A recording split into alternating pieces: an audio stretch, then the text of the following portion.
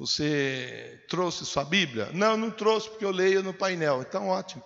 Olha lá, Êxodo 14, já 1, 2 e... Puf, Pastor Carlos já vai projetar aí para você. Meu Deus, continue falando conosco. Em nome de Jesus, me use para que esse povo continue andando em vitória. Diga amém se você concorda. Êxodo 14, 1. Disse o Senhor para Moisés. Disse quem para quem? Vou fazer a primeira parada, que é um princípio que todos nós temos que aprender. Todos nós. Quem falou com quem? O Senhor falou com Moisés. Moisés era líder de 3 milhões de pessoas aproximadamente, mais ou menos isso, mais ou menos 3 milhões de pessoas. E Deus falou com Moisés. Por que Deus falou com Moisés, pastor? A Bíblia, eu não vou ler, porque nós não vamos ter tempo para isso aqui, mas eu vou recomendar a leitura. Eu acho sempre importante, você vê que eu te incentivo a fazer para o seu bem. Anotar, para depois conferir, para ver se o que o pastor está ensinando está fora da Bíblia, melhorar a sua pregação, né, para poder ajudar pessoas. Vai lá, leia Êxodo, final do capítulo 2, início do capítulo 3 de Êxodo. Você vai ver que o povo sofria. Mas o povo não sofria apenas, Celinho. O povo chorava diante de Deus. Diante da dificuldade que eles estavam ali passando, eles choravam. Na verdade, nem era diante de Deus. Eles choravam e o choro, a dificuldade deles chegava até Deus. Deus estava vendo tudo. E Deus vê, irmão. Deus vê. Deus vê a sua necessidade. Deus vê a sua dificuldade. Uma coisa é eu falar de algo que na minha vida é uma dificuldade. Talvez aquilo que na minha vida não é. Eu vou falar com você uma coisa. Você vai. É importante que a gente converse e pense junto. Isso que é importante. Eu aqui não sou o dono da verdade. A verdade é Jesus, eu não sou o dono dele, ele é meu dono. Mas acho importante a gente pensar. Ainda essa semana eu conversava com uma pessoa.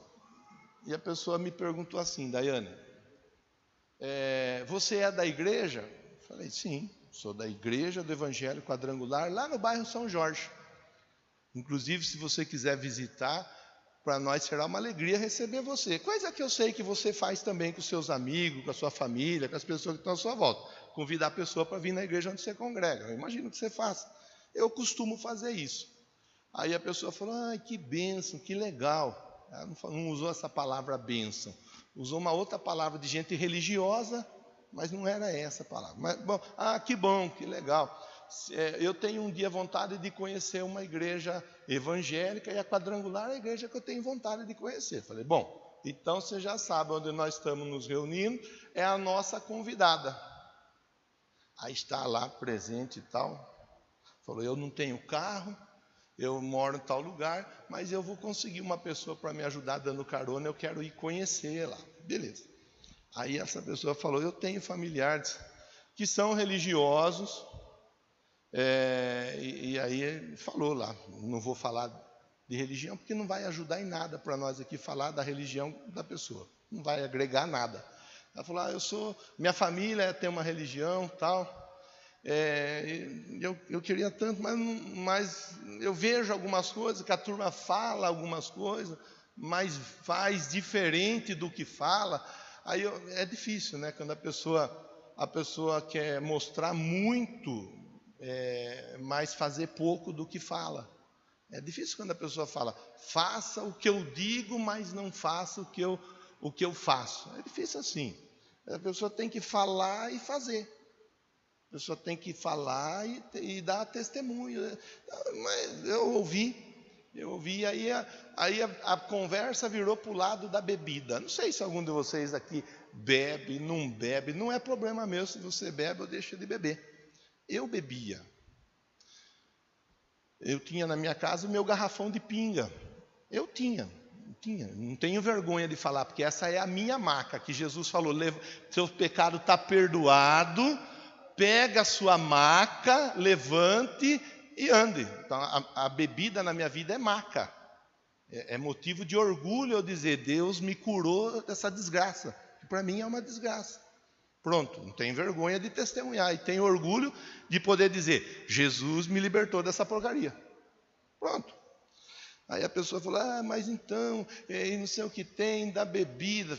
É sempre aí que vai, né? O problema das pessoas é bebida, né? O problema da pessoa não se tornar crente, né? É direito, não se firmar com Jesus, não se render. São esses três, ó. Bebida é um deles.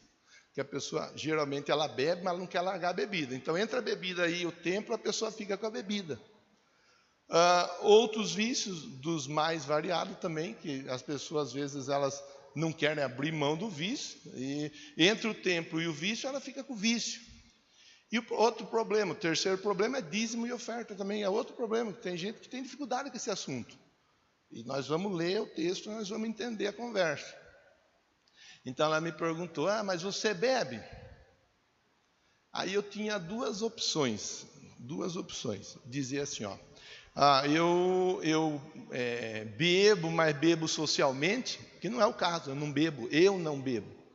Quem gosta de beber, pode beber à vontade. Tá? Aliás, está cheio de crente por aí que bebe, toma tanto que até bagunça na casa faz por causa da bebida. Estou falando de mim, estou contando, não estou doutrinando a igreja. As crianças estão na sala de aula. Aqui tem adulto e adolescente. Não estou doutrinando, estou contando meu. Tem uma criança ali balançando o berço, está no balanço ali. Eu não bebo. Eu podia dizer bebo, mas bebo socialmente, porque a pessoa logo de imediato ela disse assim, então, porque a minha mãe e meu pai separaram por causa disso. Porque meu pai ele tomava um golinho. E quando ele tomava um golinho, ele ficava valentão. Você já viu pessoa que fica valentona? Né? Tem homem e tem mulher, que tem umas mulheres também que parente da Vanessa, a Cristina, que inclusive é diaconisa nossa aqui.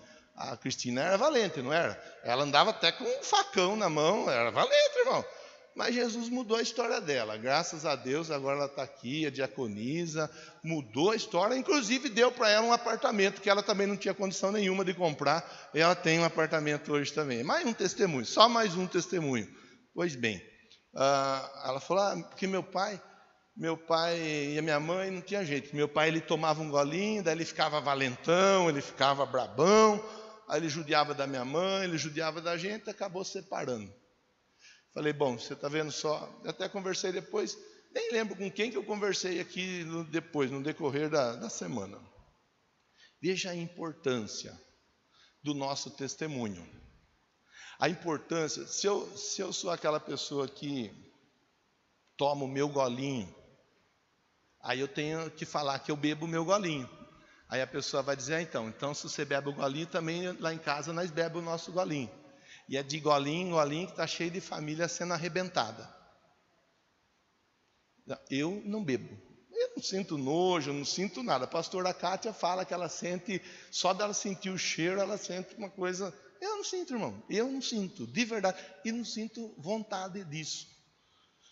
O povo estava sofrendo. Estou conversando com você aqui, estou de olho no relógio, e você fique tranquilo que nós vamos embora para casa na hora certinha. Estou falando com você o versículo 1 de Êxodo 14. Disse o Senhor para Moisés. Quem era Moisés? Moisés era o homem que Deus estava usando para mudar a história na vida do povo de Israel. E o Senhor, só o Criador de tudo, do céu, da terra, das coisas visíveis, das coisas invisíveis. E o povo sofrendo. O povo chorando, o povo vivendo momentos difíceis, o povo vivendo momentos de dor, o povo sendo escravizado. E Deus usando Moisés para levar o povo para uma nova vida, uma nova história. Então, se você está anotando e quiser valorizar nesse momento, o primeiro ponto para nós valorizarmos é a importância de nós termos alguém que esteja nos conduzindo para andarmos em vitória diante de Deus. A importância. Por isso que Deus falou com Moisés e o Moisés falou com o povo. Essa mensagem que eu estou conversando com você agora aqui é uma mensagem que Deus falou comigo já no começo da semana. No começo da semana, Deus ministrou ao meu coração esse texto para falar com você aqui. É importante a gente ter alguém que vai nos instruir, nos direcionar a andar em vitória no casamento, na vida com os filhos, na vida profissional, na vida financeira. É importante a gente ter alguém que vai nos ajudar. Ontem eu estava aqui falando com os jovens, os adolescentes, eu estava aqui pregando e conversando com eles. E ontem nós falamos do Samuel, que conversou com Saul, dizendo: Saul, acaba com tudo, Deus mandou você eliminar tudo. O Saul, ele resolveu fazer diferente, ele poupou um rei, ele poupou ovelhas, poupou bois, ele foi desobediente à voz de Deus. O que a desobediência custou na vida do Saul? Só custou o reinado, mais nada, irmão. O que é o reinado, não é? Ele só era rei. Você quer anotar? Anota aí, 1 Samuel, capítulo 15, vai ler lá, você vai entender a conversa. Samuel falou para o Saul assim, você só perdeu o reinado, mais nada, porque você escolheu ser uma pessoa que não obedece à palavra de Deus. Então, primeiro ponto, disse o Senhor para Moisés: Deus vai falar com o seu pastor antes de falar com você. Sempre vai ser assim. Mas o Senhor não é o meu pastor. Tá tudo em ordem, não tem problema nenhum. É em tempo de você ter um pastor para te ajudar a andar em vitória. Não, o Senhor é o meu pastor. Eu venho aqui sabendo que Deus está usando o Senhor para falar com a minha família, comigo e assim por diante. Então, acredite nisso. Antes da resposta chegar lá na sua casa, Deus já tem dado o direcionamento através desse altar aqui. É importante você acreditar isso, é importante você entender isso. Você talvez pode ser uma daquelas pessoas que tenha dificuldade para entender, e ninguém é obrigado a entender. Nós podemos aos poucos irmos aprendendo, mas nós devemos buscar o entendimento. O meu povo perece porque não conhece nem as Escrituras e nem o poder de Deus. É o que está na Bíblia. Quando eu deixo de conhecer, de aprender, eu vou sofrer. Esse povo sofrendo, chorando, sendo humilhado. Deus conversa com Moisés: Moisés, é assim que vai acontecer. Aí Deus fala com Moisés: diga aos israelitas que mudem o rumo e acampem perto de Pi-Hairote. Olha, é outra parada que eu faço com você. Diga aos israelitas que mudem o rumo e acampem perto de Pi-Hairote. Pi-Hairote, a tradução, Sérgio, a tradução de Pi-Hairote é beco sem saída. Olha Deus falando com Moisés para conversar com o povo. Fala para os israelitas mudar o rumo, eles estão indo numa direção. Aí Deus fala assim, fala para eles mudarem o rumo e irem para uma região conhecida como lugar onde o beco não tem saída. Esses dias eu levei o carro num mecânico lá no Água Branca. Levei o carro, estava lá na Água Branca, na avenida principal, lá onde tem a fábrica de móveis, eu não sei o nome do lugar, ali naquela região. Levei o carro, deixei o carro lá, cedo. Era 9 horas, mais ou menos. Levei a Márcia na escola às 8, das 8 eu fui para lá, 9 horas deixei o carro. Bom, 9 horas, 9 um pouquinho, falei, eu vou embora para casa. Dá para chamar um Uber, dá para pegar um ônibus. Se eu pedir ajuda do pessoal, rapidinho vai aparecer alguém disposto a me ajudar. Ou eu posso ir embora a pé. Falei, eu vou embora a pé, deixo o povo tranquilo, não vou chamar Uber, não vou chamar ônibus, pegar ônibus, nem táxi, nada. E resolvi vir embora a pé. E vim embora a pé de lá, aqui, 1h20, 5,5 km, andando. E não morri, né, irmão? Estou aqui, graças a Deus. Podia ter essas 4 opções, eu escolhi vir a pé. Por que o senhor está falando isso? Porque ali naquela região tem um lugar, um bairro novo que foi formado. Não sei se o Anderson, que trabalha com mudança, já esteve ali naquele lugar. A rua que você entra é sem saída. Você entra numa, você vai achando que vai ter saída, chega lá no final não tem saída. Tem rua que está escrito, rua sem saída, e tem rua que não está escrito. Entrei 3 ruas sem saída. O que era para andar pouco, andei um pouco mais, porque peguei 3 ruas sem saída. No fim das contas, eu fui pelo caminho que eu já conhecia, andei um pouco mais para baixo, saí lá no Ari Coelho, né, perto da antiga Marruce, saí na pista, da pista peguei a Raposo, da Raposo saí aqui para trás no Borghese, acho que é assim que chama, e cheguei. Estou aqui até hoje para contar a história para você. Por que o senhor está falando disso? Que existe momento na nossa vida em que algumas situações elas são apresentadas como isso que eu acabei de falar da minha história, rua sem saída. Existe momento na nossa vida que são vistos como becos sem saída. Pastor, o meu casamento chegou numa situação que não tem mais saída. Pastor, o meu filho, a minha filha chegou numa condição que não tem mais saída. Pastor, eu fui no médico, fiz o exame, peguei o exame, voltei lá com o médico, mas o médico não me deu nenhuma expectativa. Pastor, a minha vida financeira, ela é uma vida que está assim, ó, eu estou num beco sem saída. E eu acho tão interessante a gente pensar sobre os becos sem saída que todos nós um dia na nossa vida entramos, e eu fui olhar e pensar, e Deus me fez entender que se existe alguém que é especialista em becos sem saída, esse alguém é Deus. Lá no céu, tudo em ordem, tudo lindo, tudo maravilhoso. Os anjos trabalhando, voando, cantando, os anjos adorando, exaltando lá a glória, a grandeza de Deus. No meio do caminho, um conhecido como Lúcifer, que era o regente do coral, inclusive, ele resolve querer ser igual ou melhor a Deus. Ele não se contenta em querer afrontar Deus sozinho, ele resolve querer puxar alguém para estar junto com ele, fazendo a coisa errada. Assim é até os dias de hoje. Ele inflama 1/3 dos anjos. Estava tudo bem lá no céu. De repente o céu está, Deus se vê num beco sem saída. O que eu faço agora com essa turma toda aí? Esses anjos tudo com a cabeça virada, graças ao Lúcifer. Bom, já sei o que eu vou fazer. Não está bom no céu, vai para a terra. Tchau, vaza, cai fora.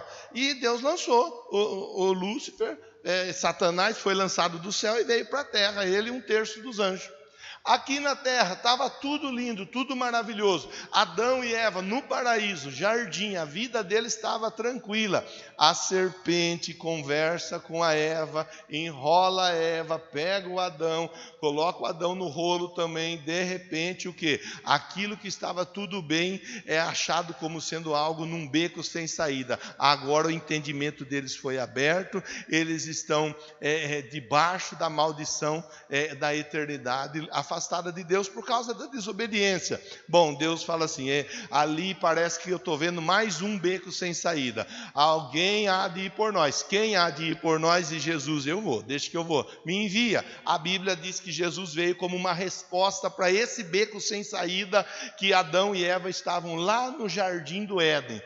Jesus vem e com o passar dos anos nós vemos que Jesus ele recebe um beijo. E aí, irmão, abre um parênteses para a gente ficar pensando junto. Tudo coisa para a gente pensar. Você vê que um beijo na vida de Jesus, ele significava muito mais do que um beijo. Tem beijo que a gente recebe, que esse beijo não é um beijo de carinho, de alegria, de gratidão, de amor ou de satisfação. Aquele beijo era um beijo de traição. Às vezes a pessoa vão abraçar nós, vão dar tapinha na costa, vai falar, você é o migão, você é o parça, você é o truta, você é o camarada, você é o chegado, você é amiga, e assim por diante. A gente tem que estar atento, tem que tomar cuidado. Jesus ganhou um beijo, e o beijo de Jesus ajudou no quê? Ele ganhou o beijo e foi parar lá na cruz. Lá na cruz Jesus estava agora por morrer. Pronto para morrer, porque Jesus era a resposta de Deus para o beco sem saída chamado pecado na vida do homem. Pois bem, Jesus morre, brada, está consumado, ele morre. Quando ele morre é colocado na sepultura. Na sepultura alguém olhou e falou, beco sem saída, não tenho o que fazer. 3 dias depois a Bíblia diz que Jesus ressuscitou. porque ele é especialista em becos sem saída. Então eu começo a conversa com você, eu faço essa ponderação toda em cima desse versículo 2 que diz: fala para os israelitas mudar o caminho, mudar o rumo, fala para eles mudarem e irem para a região de Pi-Hairote, que fica perto de Migdol, entre Migdol e o mar. Migdol era uma região montanhosa, Migdol era uma região que era impossível de se trafegar a pé. Se não fosse com avião, com helicóptero, não tinha o que fazer. Alto demais a região, íngreme demais, não tinha como que 3 milhões de pessoas iam passar por aquela região? Impossível. Deus coloca eles entre as montanhas de Migdol, entre o mar, na região chamada Pi-Hairote. Interessante que o final do versículo de número 2 diz assim, acampem à beira-mar. Olha, irmão, pense comigo. Acampar sugere o quê? Tempo de tranquilidade, é um final de semana prolongado, né? Solzão desse que tá. Alguns irmãos aproveitaram para ir para a chácara, outro para o sítio, outro para o rancho, outro para a piscina, outros acharam por bem ir para o céu e outros para o inferno também. Cada um escolheu ir para onde quis ir, e praia e tudo mais. Nós estamos aqui, ouvindo Deus falar conosco, e Deus abençoe todos os nossos irmãos que foram passear, que a bênção esteja sobre a vida deles. O fato é, Deus falou para Moisés conversar com o povo: acampa, descansa, coloca a sua cabeça no lugar. Deus está conversando com eles num momento difícil da vida deles. Deus está trazendo uma direção, uma orientação num momento que não é um momento fácil. Deus está trazendo uma orientação para eles no momento em que eles estão entre as muralhas de Migdol, no momento em que eles estão entre o mar, e nós vamos ver daqui a pouco que os israelitas, juntamente com o faraó, estão vindo em direção a eles. Eles não têm saída, mas no momento em que eles não têm saída, Deus está dizendo para eles: descansa. Entrega o teu caminho ao Senhor, confia nele e o mais Ele fará. Pastor, eu vim para cá, o senhor não sabe o que eu estou passando. O senhor não sabe como está lá na minha casa. O senhor não sabe como estão os meus negócios. O senhor não sabe, pastor. E vou falar a verdade para você, não sei mesmo. E não tem problema eu não saber, porque o principal de todos sabe, que é Deus. E aí Ele está me usando para falar com você na manhã de hoje e dizer assim, descansa, fica calmo, fica tranquilo. Vamos continuar a leitura, verso 3. Faraó pensará que os israelitas estão vagando, confusos, cercados pelo deserto. Olha o inimigo, olha a estratégia de Deus, confundir o inimigo.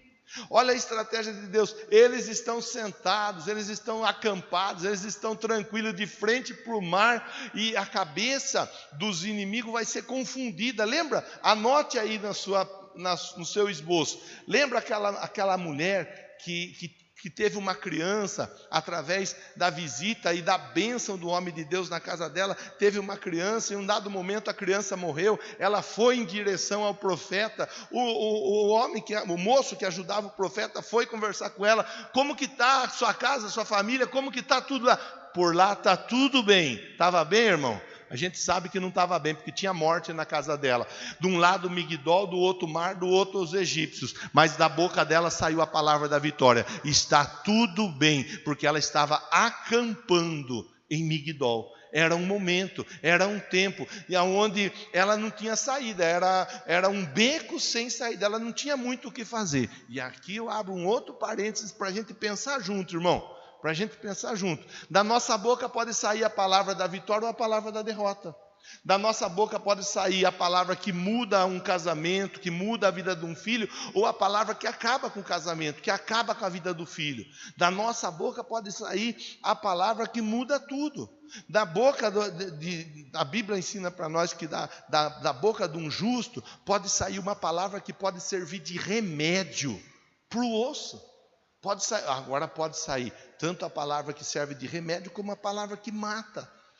Eles estão confusos, eles estão cercados, eles não sabem o que eles estão fazendo. Quando você vem para cá, irmão, Deus ministra na sua vida, Deus toca em você, Deus fala com você, Deus te provoca para você fazer pelo menos a sua reflexão. Opa, pera lá, mas será que a Bíblia é mesmo a palavra de Deus? Será que a Bíblia é mesmo verdade? Será que eu mereço, a Bíblia merece mesmo a minha reflexão em cima dela? Quando nós saímos da nossa casa e chegamos aqui, o inimigo ele fica confundido. E você pode acreditar nisso ou não, mas o inimigo ele fica confundido quando ele vê você vindo para cá, porque ele olha e ele vê o seu dia a dia, mas chega no domingo ele vê você se arrumando, pegando sua Bíblia, pegando a sua família tal, e vindo para o templo. Ele olha e fala, mas não é possível, as coisas estão do jeito que estão, e ele está indo para a igreja, ela está indo para a igreja. Verso 4, endurecerei o coração de Faraó, e ele os perseguirá. É interessante, eu acho importante parar para a gente pensar. Deus vai fazer o que com o coração do Faraó? Endurecer. E tem gente que é assim que Deus faz. Tem gente que Deus endurece o coração.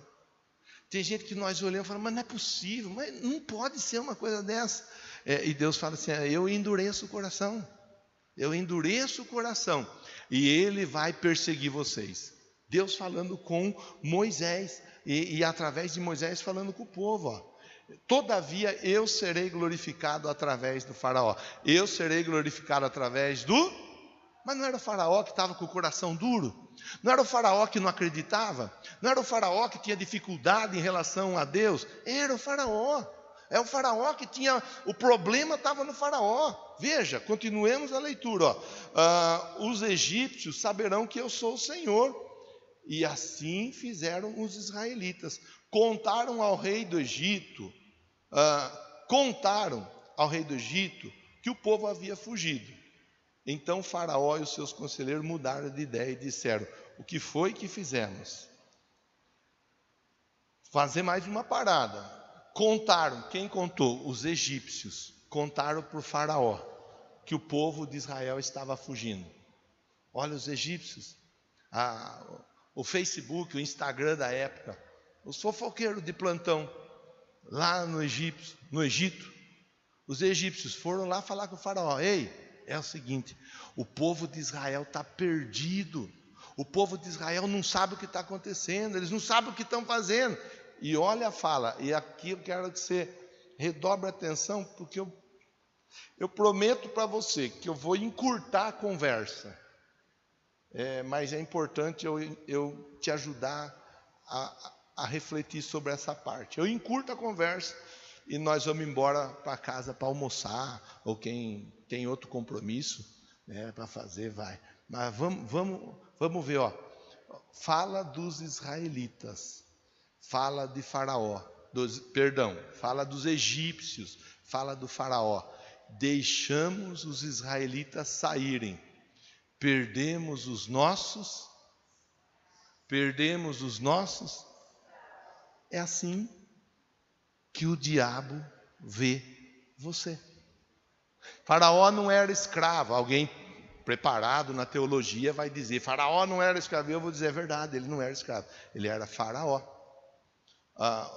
A figura de Faraó, o exemplo ensinado, ele traz para nós o entendimento de como o diabo e os anjos dele trabalham na vida de uma pessoa. Quando alguém se converte, quando alguém se rende a Jesus, quando alguém passa pelas águas do batismo, dizendo assim, a partir de agora a minha vida é de Jesus. Quando alguém se compromete a observar a palavra. Perdemos os nossos escravos. Vou falar com respeito, irmão, mas vou falar. Eu estou aqui para pregar, você veio aqui para ouvir a mensagem. Eu falo com respeito, mas é a verdade. Você era um bom escravo, uma boa escrava nas mãos do diabo. E você acha que o diabo está feliz de ver você aqui? Você acredita mesmo que o diabo está batendo palma porque você pegou a sua família, sua esposa, o seu marido e veio para cá? Você está achando que o diabo está batendo palma? O diabo está olhando e está falando, ai que beleza, o crente foi lá para a igreja domingo, o meu escravo está lá. Você acha que ele está feliz com isso? Você acha que ele gosta disso? Ele não gosta disso. É porque você servia a ele antes. Agora você está vindo para cá para servir a Deus. Perdemos os nossos escravos. É assim que ele olha, é assim que ele pensa.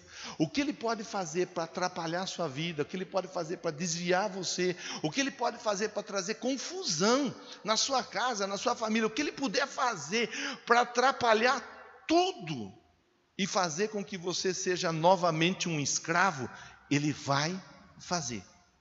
Pode saber disso. Pode saber disso. Se você gosta de anotar, anote. Parábola do semeador.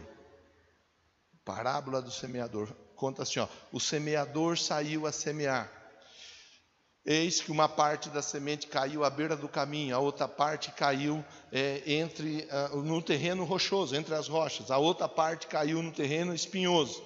Uma outra parte caiu numa terra boa. Aí vem a explicação. Explica para nós. Aí Jesus explicou.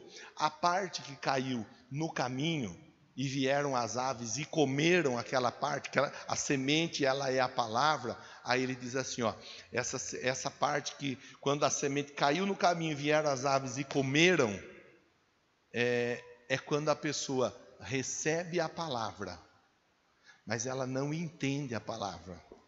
Ela recebe a palavra, mas ela não consegue entender, e ela não se preocupa em querer entender. O diabo, ele vem, faz está na Bíblia, é só pegar e ler. Ele vem e ele arranca aquela palavra do coração da pessoa. Arranca. Então, olha, eram os nossos escravos. O que o diabo puder fazer para arrancar essa palavra que Deus está colocando no seu coração através da minha vida, ele vai fazer. O que ele puder fazer para te atrapalhar, ele vai fazer, irmão. Você não se iluda, você não... é porque eu sou lindo, maravilhoso, eu sou linda, maravilhosa, então o diabo não está nem... você está enganado. O que ele puder fazer para atrapalhar a sua vida, ele vai fazer. O que ele puder fazer para levar confusão, ele vai fazer. Ele não aceita ter perdido você. Você era um bom escravo.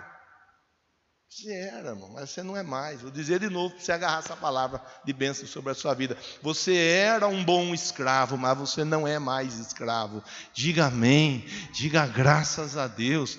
Segue a leitura, ó. Então Faraó mandou aprontar sua carruagem, levou consigo o exército, levou todos os carros de guerra do Egito, inclusive 600 dos melhores desses carros, cada um com um oficial no seu comando. O Senhor endureceu o coração de Faraó, rei do Egito. Esse perseguiu os israelitas que marchavam triunfantemente. Eles estavam sendo perseguidos, mas como é que eles estavam marchando? Com a cabeça erguida. Talvez você veio para cá e a dificuldade que você está passando ninguém sabe, só você que sabe. E Deus está mandando dizer para você, ó, levanta a cabeça e marche triunfante. Nada de cabeça baixada, nada de coração apertado, nada de coração angustiado, nada de desânimo, nada de tristeza, nada de vergonha, nada de humilhação, nada de pensar em fazer besteira. Levanta a cabeça e marche triunfante. É isso que a Bíblia nos ensina. Os egípcios, com todos os cavalos e carros de guerra do faraó, os cavaleiros, a infantaria, saíram em perseguição aos israelitas. Os alcançaram quando estavam acampados à beira-mar, perto de Pi-Hairote, de fronte de Baal-Zefon. Os egípcios alcançaram os israelitas.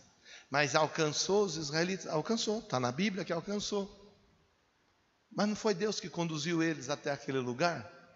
Tem momento, irmão, irmã, que Deus permite que nós sejamos alcançados. Então Deus não é bom. Bom, vai depender do jeito que você olha para Ele. Eu penso que Deus é bom. Eu entendo Deus ser bom. Vou dar um exemplo. Você anota aí, né? Que você está anotando, depois você vai pregar para os seus familiares, para os seus amigos. A Bíblia diz que Jó era um homem íntegro, reto, justo e temente a Deus e se desviava do mal. Chegou o problema na casa do Jó? Sim ou não? E só chegou porque Deus permitiu. Pronto. Só chegou porque Deus permitiu. Alcançar os israelitas, quando eles estavam acampados em Pi-Hairote, só alcançaram porque Deus permitiu.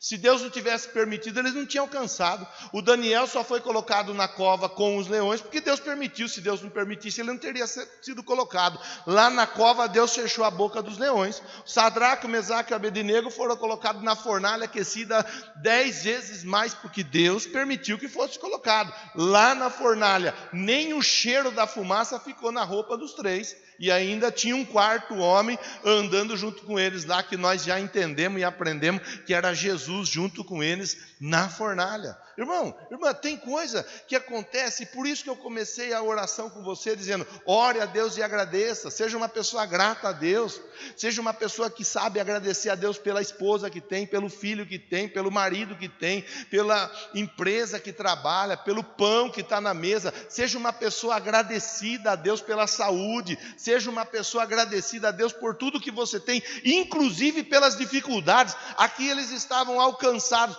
só foram alcançados porque Deus permitiu. Então seja uma pessoa agradecida. Verso de número 10: ao aproximar-se Faraó, os israelitas olharam, avistaram os egípcios que marchavam na direção deles. Aterrorizados, clamaram ao Senhor, disseram para Moisés: foi por falta de túmulo que você nos tirou do Egito e trouxe até aqui para morrermos no deserto? O que você fez conosco nos tirando de lá? Já não lhe tínhamos dito no Egito: deixe-nos em paz, seremos escravos dos egípcios. Olha só, antes ser escravo, ó que fala, irmão, leia: antes ser escravo dos egípcios do que morrer no deserto. Meu Deus! Antes ser escravo do que aprender, porque deserto é sinônimo de aprendizado. A pessoa está dizendo assim, eu prefiro ser escravo do que aprender alguma coisa. Como é triste quando uma pessoa está fechada ao aprendizado. O meu povo perece, conhecereis a verdade vos libertará. É só olhar o texto. Nós preferíamos ser escravo. Melhor ser escravo do diabo do que aprender dia a dia com Deus. Olha, é coisa para a gente pensar. E isso a gente vê até os dias de hoje. Quanta gente que Deus tirou de lá do Egito, tirou do império das trevas e trouxe para o reino do Filho, do amor dele. Quantas pessoas tiveram a vida mudada, a casa mudada, tudo transformado. Aí de repente a pessoa ela se coloca desse jeito aí. Por que não deixou a gente lá sendo escravo? Por que não deixou a gente lá servindo ao diabo, do que trazer a gente para cá, para a gente ouvir e aprender a palavra? Tem gente que entra aprender a palavra e ser escravo do diabo, prefere ser escravo. Está na Bíblia, irmão. Se está na Bíblia lá de trás, isso aqui acontece até os dias de hoje. Acontece até os dias de hoje, para nós finalizarmos a conversa. Verso de número 13. Moisés respondeu ao povo. Eu falei com você no começo da nossa conversa, e eu estou finalizando a conversa. Moisés falou com o povo. A visão antes de chegar até você, antes de chegar até a sua casa, antes de chegar até a sua família, a visão de Deus, o projeto de Deus para você, sua casa e sua família, passa por esse altar. Você não tenha dúvida disso, você não tenha dúvida. Então, Deus já tinha falado com Moisés, e o Moisés já sabia que Deus ia dar a vitória. O povo ainda não tinha entendimento, tanto não tinha entendimento que mesmo com tudo que Deus já tinha feito ali, eles estavam bravos com Moisés. Moisés respondeu, verso 13, respondeu ao povo: não tenham medo. Primeiro ponto aqui, no verso 13, não tenham medo. Segundo ponto, fique firme. Pastor, vim para cá para ouvir o senhor falar de beco sem saída. Parece que o senhor sabe como a minha vida está. Deus sabe como a sua vida está. E Ele está mandando dizer para você: primeiro lugar, não tenha medo. Segundo lugar, fique firme. Terceiro lugar, veja o livramento que o Senhor lhe dará. Porque vocês nunca mais verão os egípcios que hoje vocês veem. Irmão, vamos ficar em pé para a gente orar e ir embora para casa, né? Graças a Deus por mais esse dia. Eu quero te incentivar para nós finalizarmos essa conversa. Não tenha medo. Fique firme. Veja o livramento. Pastor, minha casa. Pastor, meu casamento. Pastor, minha família. Pastor, meus negócios. Pastor, eu estou numa situação que eu não sei nem o que fazer, nem como fazer. Bom, se você veio para cá, eu imagino que você acredite que Deus está aqui, nesse lugar. Sim ou não? Se você acredita, então você vai fechar seus olhos. E você vai orar a Deus. E você vai se colocar diante de Deus. E Deus vai trabalhar em seu favor. A palavra está sendo entregue para você. Essa é uma palavra, Deus dizendo assim, olha, em um momento na vida do meu povo, eles foram achados numa região chamada Beco Sem Saída. Não tinha o que fazer, ali onde eles estavam era o fim da linha. Como talvez alguém tenha dito para você que você chegou no fim da linha, não tem mais o que fazer, não tem mais... e Deus está dizendo para você na manhã de hoje, eu sou especialista em beco sem saída. Eu tenho a chave na mão, a chave que abre portas, e as portas que eu abro, ninguém fecha, e a chave que fecha a porta, e a porta que eu fecho, ninguém abre. Deus, em nome de Jesus, eu oro por todos os meus irmãos, todas as minhas irmãs, todas essas famílias que estão aqui representadas. Famílias, Deus, que assim como a minha foi retirada da escravidão, todos nós éramos escravos, éramos bons escravos a serviço do diabo, todos nós éramos usados por ele do jeito que ele queria nos usar, mas o Senhor nos comprou com o teu sangue e nos trouxe para o reino do Filho do seu amor. Hoje nós estamos aqui ouvindo essa mensagem, hoje nós estamos aqui ouvindo essa palavra e nós te agradecemos. Eu não sei, meu Deus, eu não sei, meu Pai, como esse irmão, como essa irmã vem para esse lugar. Eu não sei qual é a situação que possa estar afligindo qualquer um deles, mas a minha oração é para que se cumpra na vida deles essa palavra. Eles estejam sendo achados no lugar que o Senhor quer que eles estejam. Ainda que aparentemente aos olhos de muitos, aos olhos dos inimigos, pareça que eles estão desorientados, pareça que eles estão sem uma saída, aos olhos do Senhor, eles estarão no lugar certo, na hora certa, diante da pessoa certa, e é certo, meu Deus, que o Senhor vai os abençoar e os honrar, em nome de Jesus, que a bênção seja liberada sobre todas essas casas, e você que recebe a palavra e a oração, diga amém, diga graças a Deus, bata a palma para o Senhor nessa manhã.